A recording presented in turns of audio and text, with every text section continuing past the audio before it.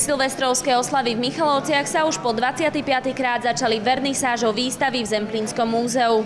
Každoročne sa Silvester v Michalovciach začína v Zemplínskom múzeu výstavou významného maliara. Poprvýkrát svoje diela predstavil nie maliar, ale fotograf Mikuláš Jacečko, fotograf Zemplína a Tatier. Na túto výstavu sa pripravoval vyše 9 mesiacov. Pána Jacečka poznám už roky. Jeho tvorba ma zaujala tým, že vlastne jeho fotoobrazy sú skôr také meditačné. Rád fotografuje prírodu, potom sa venoval Tatram, lebo Tatry, ako on hovorí, sú vlastne jeho druhým domovom. Na tejto výstave môžeme vidieť ešte ďalší cyklus, a to sú kresťanské symboly. Tento 72-ročný fotograf má vo svojej zbierke viac než 30 000 záberov. Všetky však chce rozdať. Zemplínskemu múzeu daroval zo svojej tvorby 40 fotoobrazov. Je, si myslím, tak slušné nechať niečo aj pre budúce generácie. A ako muzejník viem, že najväčšia istota, kde to budú ochraňovať ako zbierkové fondy, je múzeum a je galéria.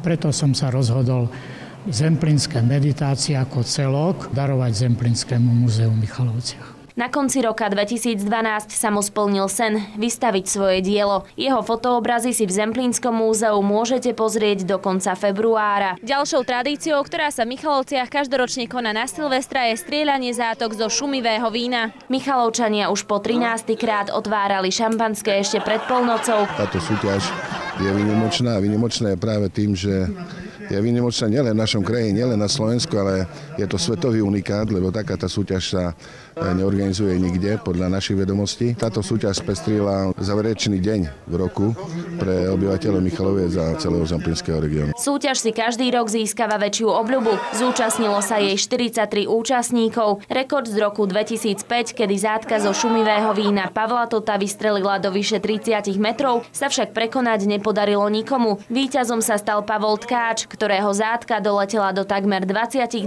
metrov. Hlavný program silvestrovských oslav sa v Michalovciach začal až večer.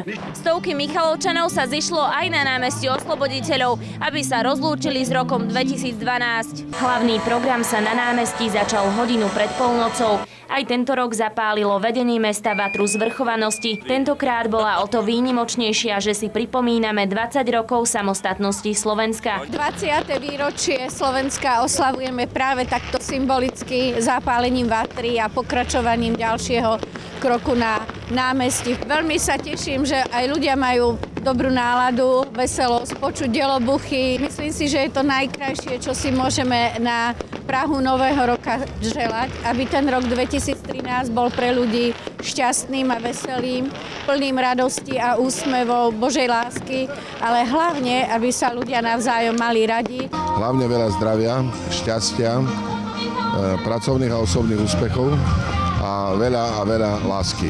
Našim spoluobčanom chcem popriať, aby tento rok 2013 bol aj pre nich vydarený, aby vo svojich rodinách, vo svojom prostredí pracovnom zažívali podstatne viac tých príjemných chvíľ ako nepríjemných.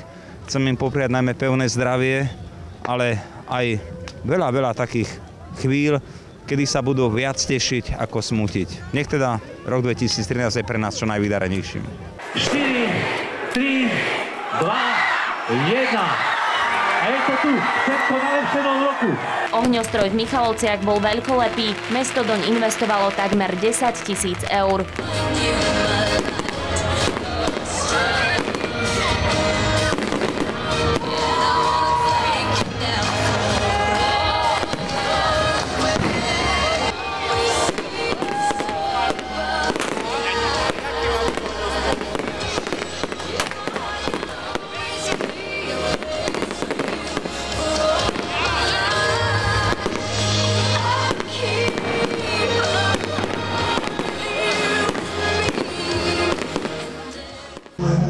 Štáb televízie Zemplín vám prajeme šťastný nový rok 2013. Pre televíziu Zemplín Anna Fičárová.